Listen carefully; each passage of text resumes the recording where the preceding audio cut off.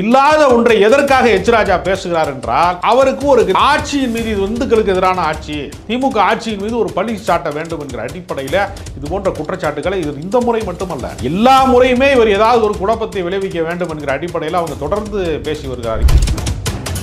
நீ படிக்காத முட்டாளா, நீ சிஏ படிச்சிருக்க, ஆடிட்டருக்கு படிச்சிருக்க, நீ பீகார்ல இருந்து பஞ்சம் பிழைக்க வந்திருக்க, பீகார்ல இருந்தா வாழ முடியாது, அதெல்லாம் வாழ தகுதி இல்லாத ஊரு.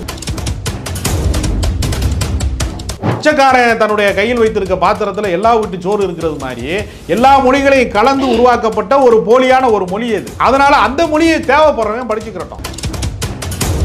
மும்மொழி கொள்கை என்கிற பெயர்ல குழந்தைகளை ஏமாற்ற வேலை இருக்குல்ல, கொஞ்சம் அறிவு வந்தவனுக்கு, கொஞ்சம் வளர்ச்சி அடைந்தவனிடத்துல போய் நீ ஏமாற்ற முடியல. இப்ப கடைசியா நீ எங்க வந்திருக்க? குழந்தைகளை ஏமாத்துகிற இடத்துக்கு நீ வந்து சேர்ந்திருக்க.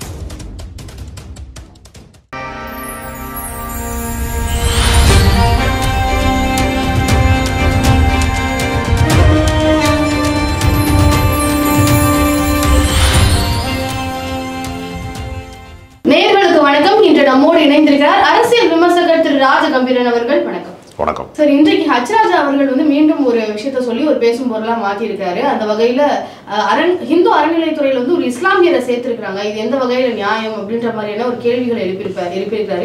இதை பற்றி உங்களுடைய பார்வை? தஞ்சாவூர் மாவட்டம் பாபநாசத்திற்கு அருகில் இருக்கக்கூடிய ஒரு திருக்கோயிலில் நர்கீஸ் கான் என்று சொல்லக்கூடியவர் வந்து அந்த அறங்காவலர் குழுவிலே இருக்கிறார் என்று ஒரு பிரச்சனையை வந்து எச் ராஜா கிளப்பி இருக்கிறார். ஆனால் சம்பந்தப்பட்ட நர்கீஸ் கான் என்பவரே நேரடியாக வந்து பேட்டி கொடுத்துட்டார். என்னுடைய பெயர் ஒரு இஸ்லாமிய பெயராக இருக்கலாம், அதற்கு காரணம் என் தாயார் வந்து பிரசவ வேதனையில் இருந்தபோது உயிர் பிழைக்க மாட்டார்கள் என்று சொன்னபோது மிகவும் ரிஸ்க் எடுத்து காப்பாற்றின ஒரு டாக்டருடைய பெயரையே நன்றி உணர்ச்சியின் காரணமாக நான் குழந்தையாக இருக்கிற போது என் குடும்பத்தில் சூட்டினார்கள், என்னுடைய தாயார் சூட்டியிருக்கிறாங்க. எனவே என்னுடைய பெயர் நர்கீஸ் கானாக இருந்தாலும் நான் வந்து இந்து தான், அதற்கான சான்றிதழ் எல்லாமே இருக்கிறது எங்கடா, அதனால் தேவையற்ற குழப்பத்தை விளைவிக்காதீர்கள் அப்படின்னு அவர் சம்பந்தப்பட்டவரே சொல்லிட்டார். தொடர்ந்து ஏதாவது ஒரு வதந்தியை உருவாக்குவது, ஒரு பொய்யை உருவாக்குவது, ஏதாவது ஒரு வகையில் வந்து, அதாவது கோவில் நிர்வாகத்தில் இருக்கிறவங்க யாராவது இஸ்லாமியரை வந்து அந்த மாதிரி நிர்வாக குழுவில் வந்து நியமிப்பார்களா? இது எங்காவது நடைமுறையில் இருக்கிறதா? வக்ஃபு வாரிய திருத்த சட்டத்தில் தான் இஸ்லாமியர் அல்லாதவர்களை வந்து 8 பேரை சேர்க்கணும்னு இவங்க புது சட்ட திருத்தத்தை கொண்டு வந்திருக்கிறது மத்திய அரசாங்கம். அது மாதிரி வந்து கோவிலில் எங்காவது வந்து திருப்பதி தேவஸ்தானத்திலேயோ அல்லது வந்து மதுரை மீனாட்சி அம்மன் கோவிலையோ ஏதாவது ஒரு கோவிலில் அப்படி ஒரு நடைமுறை இருக்கிறதான்னு கேட்டால் அப்படி ஒரு நடைமுறை எங்குமே இல்லை. அப்போ இல்லாத ஒன்றை எதற்காக எச் ராஜா பேசுகிறார் என்றால், அவருக்கு ஒரு இந்த ஆட்சியின் மீது இது இந்துக்களுக்கு எதிரான ஆட்சி, திமுக ஆட்சியின் மீது ஒரு பழி சாட்ட வேண்டும் என்கிற அடிப்படையில் இது போன்ற குற்றச்சாட்டுகளை இது இந்த முறை மட்டுமல்ல, எல்லா முறையுமே இவர் ஏதாவது ஒரு குழப்பத்தை விளைவிக்க வேண்டும் என்கிற அடிப்படையில் அவங்க தொடர்ந்து பேசி வருகிறார். இது வந்து முதல் முறை கிடையாது, பல முறை இதே மாதிரி செஞ்சிருக்கிறாரு. ஒரு வெள்ள பேரிடர் காலத்தில் சென்னை முழுக்க வெள்ளத்தால் சூழ்ந்த போது ஒரு பிரசவத்திற்கு ஒரு பெண்ணை வந்து ஒருத்தர் காப்பாற்றிய போது அந்த குழந்தைக்கு வந்து அவங்க யூனுஸ்னு பேர் வச்சாங்க, ஒரு இந்து தம்பதி. சோசியல் மீடியா முழுக்க வந்துச்சு. இந்த மாதிரி வதந்தி பரப்பது என்பது இது முதல் முறை அல்ல. கொரோனா பேரிடர் வந்து பரவ தொடங்கிய நேரம், COVID-19 என்று சொல்லக்கூடிய அந்த கிருமி பரவ தொடங்கிய நேரத்தில் தப்லீக் ஜமாத் என்று சொல்லக்கூடிய தொழுகை அழைப்புக்காக வேண்டி வந்து ஒவ்வொரு ஊராக செல்லக்கூடியவர்களை வந்து என்ன பண்ணிட்டாங்கன்னா, அந்த ஜமாத்தை சேர்ந்தவர்கள் தான் இந்த கொரோனாவையே பரப்புகிறாங்க என்று ஒரு அப்பட்டமான ஒரு பிரச்சாரத்தை வந்து வாட்ஸ்அப்பின் வழியாக, சோசியல் மீடியா வழியாக முதல்ல பரப்புனாங்க. ஆனால் அதனுடைய கிளைமாக்ஸ் என்னவா இருந்துச்சு? கடைசியில் நீயா நானாவில் ஒரு பெண்மணி பேசுனாங்க, நான் கொரோனாவில் இருக்கிற போது ரொம்ப ஒரு மோசமான சூழ்நிலை, எனக்கு மூச்சு திணறுது, யாருமே பக்கத்தில் வர மறுக்கிறாங்க, நான் ஒரு கால் டாக்ஸிக்கு நான் ஃபோன் பண்ணேன், அப்போ என்னை வந்து அழைச்சிட்டு போனாங்க, அவர் கொண்டு வந்து அவரே வந்து ஒரு பெட்டு எந்த பெட்டுமே காலியாக இல்லை, அரசு மருத்துவமனையில் ஒரே ஒரு பெட்டு காலியாக இருந்துச்சு, அந்த பெட்டில் ஒருத்தர் இறந்துட்டார், அதனால் எனக்கு அந்த டிஸ்போஸ் பண்ணப்போ எனக்கு அந்த ஒரு பெட்டு கிடச்சிச்சு, ஒருத்தர் வந்து என்னை காப்பாற்றினார், ரொம்ப ரிஸ்க் எடுத்தார், உயிருக்கு துணிஞ்சு வந்து என்னை காப்பாற்றினார் ஒருத்தர் அப்படிங்கிறப்ப அவர் பேர் தெரியுமா அப்படின்னு நீயா நானா கோபி கேட்குறாரு. அவர் பேர் தெரியல, ஆனால் அவர் ஒரு இஸ்லாமியர்னு எனக்கு தெரியும் என்று அந்த அம்மா சொன்னது. வந்தது யாருன்னு நினைக்கிறீங்கன்னு கோபிக்கு திரும்ப கேட்கிறாரு. வந்தது கடவுள்னு அந்த அம்மா பதில் சொன்னாங்க. அப்போ மனிதாபிமானத்திற்கு வந்து மதம் கிடையாது, சாதி கிடையாது. ஆனால் சாதியை மதத்தை வச்சு பிழைக்கிறவனுக்கு மனிதாபிமானமே கிடையாது. அவன் கடவுளை வந்து ஒரு வியாபார பொருளாகத்தான் பார்க்குறான். கடை திறக்கிறது, இப்போ நீங்கள் கடவுள் ஃபோட்டோ வச்சு ஒரு கடை வச்சு நடத்துவாங்க சில பேர். முருகர் படம் இருந்தால் 200 ரூபாய்க்கு வாங்கிக்க, இந்த படம் விநாயகர் படம் 400 ரூபாய்க்கு வாங்கிக்க, இந்த ஏசுநாதர் படம் இருக்குது 500 ரூபாய்க்கு வாங்கிக்க சொல்லுவான்ல. அவனாவது தொழில் படத்தை விற்கிறது. கடவுளையே விற்கிறவங்கன்னு ஒரு கூட்டம் இருக்கிறாங்க. அதுதான் சங்கி கூட்டம். சார் ஆனா இதுல அவர் பேர் இஸ்லாமிய பேரா இருக்கு. இஸ்லாமிய பேர் வச்சதுனாலதான் அவர் தவறா சொல்லிட்டாரு. இதை மத்தபடி இதை குழப்பங்களை விளைவிக்கணும்லாம் சொல்லல. அப்படி சில கருத்துக்களை இல்ல. நான் என்ன கேட்கிறேன், நீ படிக்காத முட்டாளா? நீ சிஏ படிச்சிருக்க, ஆடிட்டருக்கு படிச்சிருக்க, நீனு பீகார்ல இருந்து பஞ்சம் புழைக்க வந்திருக்க. பீகார்ல இருந்தா வாழ முடியாது, அதெல்லாம் வாழ தகுதி இல்லாத ஊருன்னு சொல்லி உன் முன்னோர்கள் காரைக்குடியில பகுதியில் செட்டில் ஆகி உன்னை சிஏ படிக்க வச்சிருக்கிறாங்களா? தமிழ்நாட்டுக்கு வந்ததுனால திராவிடத்தால் வாழ்ந்தவர்கள் யாருன்னு பார்த்தா எச் ராஜா, ரங்கராஜ் பாண்டே மாதிரி பீகார் அகதிகள்லாம் அந்த ஊர்ல நல்லா இருக்கிறானா இல்லையா? நீ அந்த ஊர்ல இருந்து வந்திருக்கல, நீ எழுத படிக்க தெரியாத முட்டாளா? நீ அடிப்படை அறிவில்லாத முட்டாளா? ஒரு கோவில் நிர்வாகத்தில் அப்படி யாரையாவது நியமிப்பாங்களா? உனக்கு விவரம் தெரியாம நீ பேசுறாளா? நீ எத்தனை பேர் பிஜேபி காரன் அவன் வீட்லயே அவன் குண்டை போட்டுட்டு பெட்ரோல் குண்டை வீசிட்டு இஸ்லாமிய தீவிரவாதி என்னை தாக்க வந்தாங்கன்னு சொல்லி பாதுகாப்பு கேட்டது எத்தனை முறை நடந்திருக்கிறது? RSS அலுவலகம் தென்காசியில் திடீரென்று குண்டு வெடிச்சிருச்சு. காவல்துறை போய் ஆய்வு செய்யறாங்க. இருக்கக்கூடிய பக்கத்தில் பகுதியில் இருக்கக்கூடிய இஸ்லாமிய இளைஞர்களை பூராமே சந்தேகத்தின் பேரால் அரெஸ்ட் பண்ணிட்டு இருக்கான் போலீஸ். அங்கே ஒரு காவல்துறை அதிகாரி நேர்மையானவர் போய் ஆய்வு செய்கிற போது தான் தெரியுது அவங்க ஏற்கனவே இந்த மாதிரி வெடிமருந்து எல்லாம் பதுக்கி வச்சிருந்துருக்காங்க, இது மாதிரி வெடிக்கிறதுக்கான ஏற்பாடுகளோடு இருந்திருக்கிறாங்க அப்படிங்கிறது அப்புறம் தான் தெரிஞ்சு. அப்ப வெடிமருந்து கிடங்காக அவர்கள் அலுவலகத்தை பயன்படுத்தி இருந்தார்கள் என்கிற உண்மை தெரிய வந்தது. சரி, இப்போ ஹச்ராஜா அவர்கள் இந்த மாதிரியான ஒரு தவறான தகவலை முன் வச்சிருக்காரு. அதே மாதிரி அண்ணாமலை அவர்களும் அரசியல் ரீதியாக அரசு தரக்கூடிய சலுகைகளையோ இந்த மாதிரியான விஷயங்களை பேசும்போது பேசுறாருன்ற ஒரு குற்றச்சாட்டு இருக்கு. இப்படி பாஜகவினர் இந்த மாதிரி மாத்தி சொல்றதுக்கோ இல்ல தவறான தகவலை சொல்றதுக்கான காரணம் என்ன? அவங்களுடைய நோக்கம் என்ன? அவர்களுடைய நோக்கம் குழப்பம் விளைவிப்பது.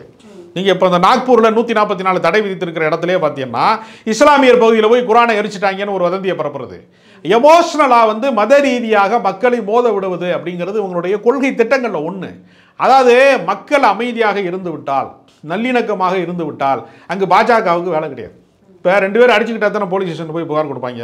2 பேருக்கு சொத்து தகராறு இருக்குது, ஏதாவது ஒரு பிரச்சனை இருந்தால் தானே கோர்ட்டுக்கு போவாங்க. அப்போ நீ எந்த பிரச்சனையுமே இல்லைன்னா போலீஸ் ஸ்டேஷன் நடத்த முடியாது, எந்த பிரச்சனையுமே இல்லைன்னா கோர்ட் நடத்த முடியாது, வழக்கு நடத்த முடியாது. அதே மாதிரி என்ன நினைக்கிறான்னா, மத மோதல்கள் இல்லைன்னா, சாதிய மோதல்கள் இல்லைனா, வகுப்பு கலவரங்களே இல்லைனா அந்த இடத்துல பாஜகவுக்கு வேலை இல்லை.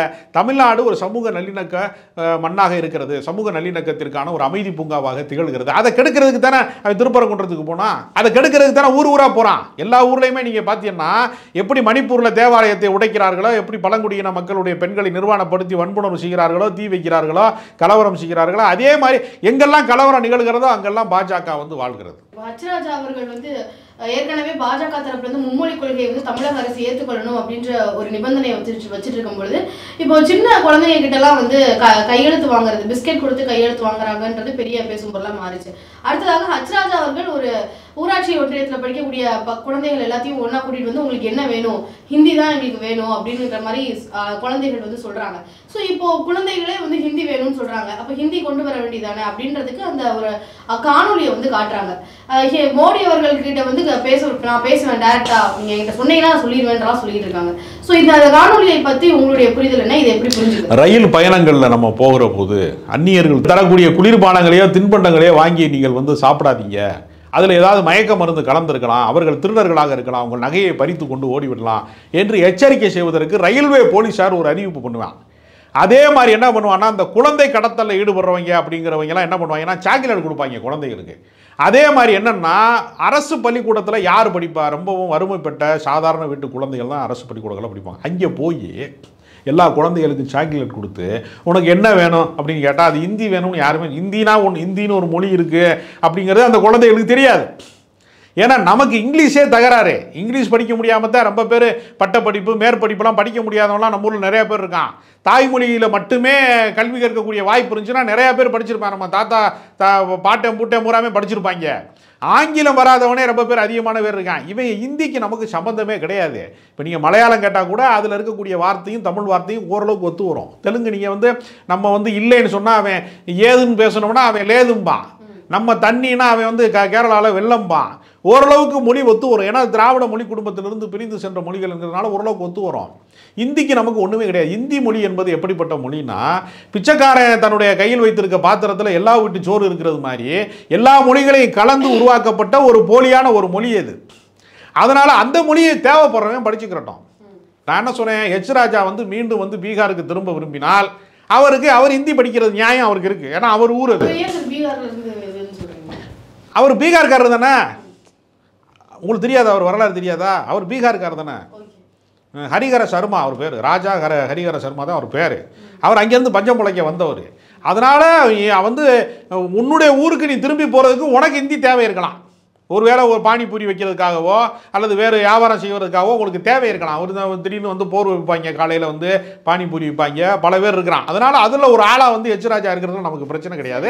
தமிழ்நாட்டிலே வந்து மும்மொழி கொள்கை என்கிற பேரில் குழந்தைகளை ஏமாற்றுற வேலை இருக்குல்ல, நீ நான் கொஞ்சம் அறிவு வந்தவனுக்கு கொஞ்சம் வளர்ச்சி அடைந்தவனிடத்துல போய் நீ ஏமாற்ற முடியலை.